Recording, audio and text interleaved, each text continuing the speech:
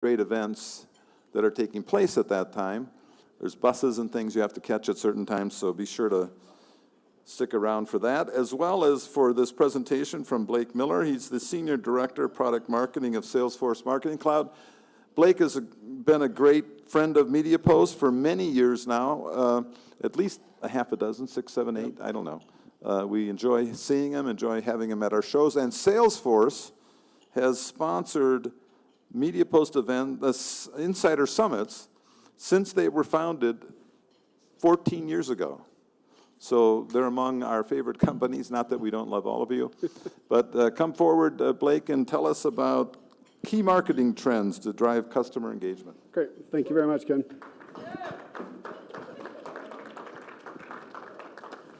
So as Ken said, my name is Blake Miller, Senior Director of Product Marketing for Salesforce Marketing Cloud. And we do a lot to work and connect to brands, activate data, and provide analytics to understand all of the different parts of the marketing funnel, as well as executing campaigns on all the kind of different channels that you may deliver content on. And we partner with a lot of it and leverage a lot of the people in this room. But today we're going to walk through some research and really have some great data to back up a lot of the conversations that we're having in this room. And the interesting thing that I love having the data is it helps back up intuitively what we see in our behavior, but there's nothing better than walking into a conversation to have that marketing insights to see what other marketers are doing as well. So we surveyed 4,000 marketers around the globe, as you can see, in every major region of the world to really get an understanding of what marketers are doing. And so marketers broke down their performance, where they feel they fit on this spectrum. And, you know, as most marketers, they feel they're kind of in the middle. They're doing some things well. They realize that there's a gap for some other things they need to do.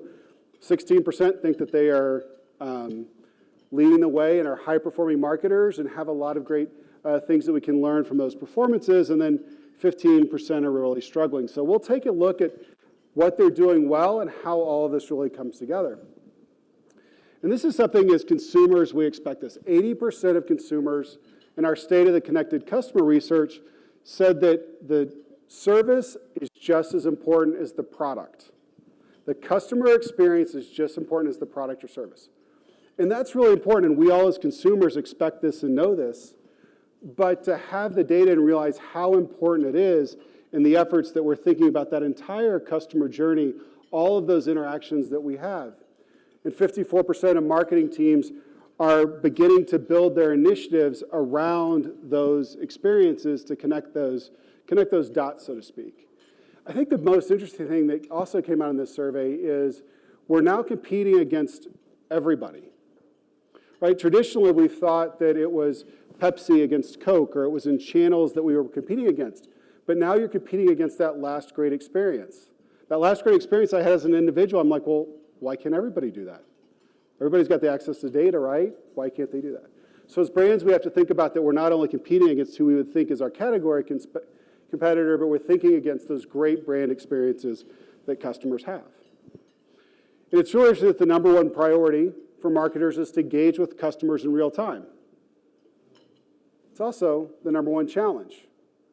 So we understand that we've got a lot of systems that integrate, and we need, as marketers, we need to connect all those dots. We need to connect that in real time because as consumers, over half the consumers expect that experience to change based on the interactions that I've had with that brand. So we need to be able to take this insights and actions in real time, and customers also expect to find information in less than 3 clicks when they come to your website. So personalizing that experience based on those interactions. So those are kind of the highlights. We're going to jump into 4 key areas, and then we're also going to cover some great research that we just released around consumer products and their engagement and the challenge that they're facing. So really kind of starting to operate as a united front. 62% of tech say that their teams are more aligned than ever before. So we're moving in the right direction as organizations, but sharing common goals and interests is really just that first step that we need to take. Then you look at the experience across initiatives. So it's better than it's ever been, but it's only half of where it needs to be. So this is the challenge. We're moving in the right direction, but we still have, as marketers and brands, a long way to go to connect those experiences. So really understanding that if you're ahead of the game and you've got that cohesive customer experience, you can say that you're setting those trends. If you're behind, you need to start thinking about those customer journeys and how we can catch up and connect those experiences. So it's really started with the integrations of technology stacks, so people are no longer working in silos. High-performing marketers have integrated those stacks, sharing those common goals and metrics. So who kind of sits down with their teams, their broader teams, and kind of agrees what are we driving towards more than just dollars, and how we're going to achieve that, and looking at that. That's really important because our goals are dependency. We need to get out of our silos and think about how our email marketing program affects our advertising program and how all of that can be leveraged together. And then looking across departments. The interesting thing about this is everybody's about 50%. So 50% of marketing and commerce are wearing or have those same goals and metrics. Personally, I would have thought that one was a little bit higher since they tend to be a little bit more related. But the interesting thing is social marketing and customer service. And this really makes a lot of sense when you think about, as customers, we have the most data on our customers. So it allows us to provide a better service and a better experience by connecting those two together. When we think about our direct customers, we have that relationship with. And so sharing those common goals and those metrics, and you see that on the higher end, the high performers are doing that together. The interesting thing is really starting to think about how we advertise and market to customers who have an open case or open issues. So as we think about someone who didn't get their shipment, as we think about someone who is waiting on their product or maybe has a complaint going, to try to suppress or remove them from advertising campaigns. Or target them with advertising specific to their open issue or how to make that impression, that experience better. So connecting that together to say, hey, if somebody's not experienced, if they can't find their box, if they can't find their product, giving them 15% off or free shipping when something's lost, probably not the best interaction that we want to have. So thinking about that experience and how we can connect those relationships. Leveraging all of the new data stacks. So 47% of marketers have a view of where all their data is. But as you can see, the number of data sources continues to increase. So we're up to 15. Who has more than 15? Anybody admit to it? So we're looking at the data sources continue to swell, but understanding where all of that data is and where that data is can be connected. What data are customer or marketers using for their database, marketing database, CRM systems, email service providers, DMPs. So really a lot of different solutions. And really trying to identify and resolve those identities across all those platforms becomes a challenge facing marketers today. Leveraging artificial intelligence and trust. It's interesting to hear all the conversations going on about the California laws and GDPR and how that comes together and letting consumers be in control of their brand. But we really see a lot of the artificial intelligence coming together as well to leverage and help marketers. High-performing marketers are almost 3 times as likely to be using artificial intelligence. Artificial intelligence can play a lot of different areas, and where we've seen it have the biggest impact and benefit for our customers is really identifying new audience segments, looking at all of the data, identifying new audiences, and then also making product recommendations and personalizing content. Because we can really set the frameworks for those interactions, those frameworks for those conversations, and then let the data decide. Let the data personalize so consumers are getting that personalized experience. And this is the interesting thing, voice. Voice will change search because I can talk a lot faster than I can type. I think most people are that way. To really start to search and find things much more quickly through assisted devices. And then we really see this coming in a lot of different areas. Predictive journeys, so identifying that right path, that right content. How do we opt them out and move them from one experience to another so we can create shorter kind of micro experiences and move that customer through all those engagements. Personalizing the content, dynamic landing pages, so again, we're surfacing, if that person is coming back over and over and only looking for certain products, let's surface that content earlier in that experience.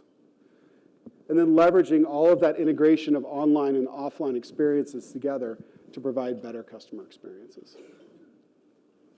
And so we really see that it goes beyond trust. It says 44% of marketers are over and beyond what the government says they have to do on trust, what they have to do on their regulations ahead of that to really gain that relationship and that transparency with subscribers and with consumers.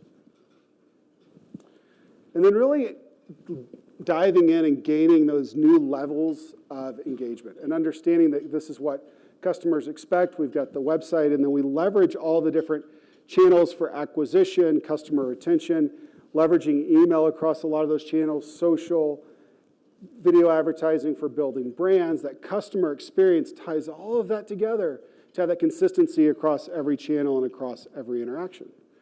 But only 28% of marketers are satisfied with their ability to master that at scale across the entire customer ecosystem. So you see there's a big gap in where marketers feel they need to go to achieve that consistent customer experience.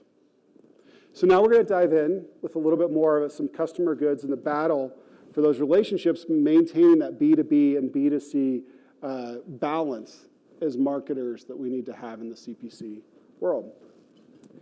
So it's really integrated to have that direct 41% of marketers can access that data from those indirect sources. So they have some data from sources and they're getting access to that, but they really need to how we can increase that and leverage that data. And then taking that data, because that's key to the artificial intelligence, the AI revolution, because the more data we have, the better our models are going to be, the better we're going to be able to predict, and the better we're going to be able to connect with our customers. And they also are starting to plan to use, in the CPG world, it's planning to use the voice assistant as well, similar to what we saw in the overall marketing trends. And again, personalization is at the heart of that experience. As we look at that as consumers, we all have this. It's not any different for our customers. We want to be treated as an individual, not as a number. Bringing all of that together and really seeing that consistency across, kind of understand how they use a product or service. They want these experiences to be really engaged with millennials and Gen Zers, that instant on-demand engagement. 75% of those consumers want everything instantly.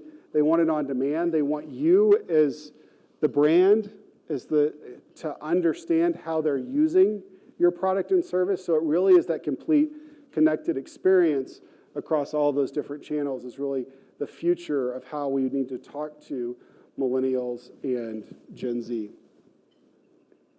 And then really, as you all know in this room, that's that balance between that B2B and that B2C relationship. So is working through channel partners. You want to ensure that product availability, capture new data, maintain that in-store presence. But then in that direct relationship, we want to learn how to obviously grow revenue, gain insights, leverage that first-party data, have that relationship because that's where we're going to get additional data that's owned by our business, and then deepen those relationships with those consumers to develop that brand loyalty as well. And really interesting, kind of the two biggest areas where we have seen the growth based on researching and talking to all of the different consumer brands. Planned investment over the next 3 years, first-party data, and digital portal. So helping customers to help themselves solve those problems on their own, and then seeing kind of less dependent on phone support, TV ads, and direct mail. So how can you shift your customer service budget and those interactions into digital channels for whether it's websites, communities, letting people help themselves, because that's really something we see from millennial and Gen Z. They want to be able to go find information very quickly on their own as opposed to picking up the phone. And then leveraging to really tell that story, really to wrap up with the believe that their company is completely transparent about their business, leveraging how you're using the data, providing that transparency, really going to try to control as much of the story and the relationship as you can. I know that's a challenge because you are working through channels and distribution, and you can have a great relationship, but if the store's not displaying something correctly or it's not a great experience, unfortunately, that you can't control, as the marketer, but leaning in and controlling as much of that brand as we can through not only our digital channels, but also our direct-to-consumer experience, as well as really where we can leverage those B2B and channel partners as well. So with that, I just touched on a few highlights of research. Our Salesforce research team does a lot of great research. Consumer trust report, all these different data. If you actually go to Salesforce /research, there's a ton of great insight in there, and you can download these extensive reports on all of the data that we showed here, as well as the consumer goods report as well. So with that, I want to thank you for your time today, and I will be happy to throw it back over to John for updates on afternoon activities. Thank you. Thank you, Blake. Blake, you've got Christopher Chris here. is back there. Where's Chris? All right. Hey, Chris. All right, there's Chris. So Blake and Chris can answer all your Salesforce needs, all your questions you may have. If you have a biting question right now, raise your hand if you like. If not, you can grab these guys over the course of the next couple of days for more info. No one ever asks me questions because they're always more concerned about activities. They're more, and dessert, and I'm sure dessert too is in there. Yeah. All right, Blake. Hey, big round of applause for Blake and Salesforce.